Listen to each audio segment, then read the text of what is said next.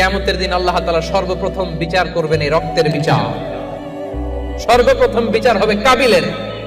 আউয়ালু মান সান্নাল কাতলা ফিল আরদ, যে কাবিল আদম আলাইহিস সালামের যে সন্তান কাবিল এই পৃথিবীতে হত্যার প্রচলন চালু করেছিল।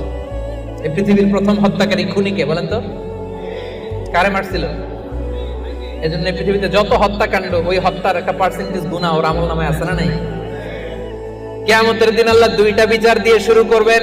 হাক্কুল্লাহ, আল্লাহর হকের প্রথম বিচার হলো নামাজ, আর হাক্কুল ইবাদ, বান্দার হকের প্রথম বিচার হলো রক্তের বিচার। রক্তের বিচার, যতগুলো রক্তের বিচার দুনিয়াতে হয় না, আল্লাহ সেদিন করবেন। এই পৃথিবীতে ঘুম আছে না নাই?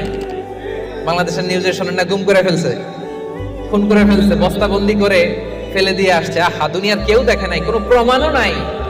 সেদিন লক্ষ কোটি মানুষের সামনে সেই রক্তের বিচার করবে কে?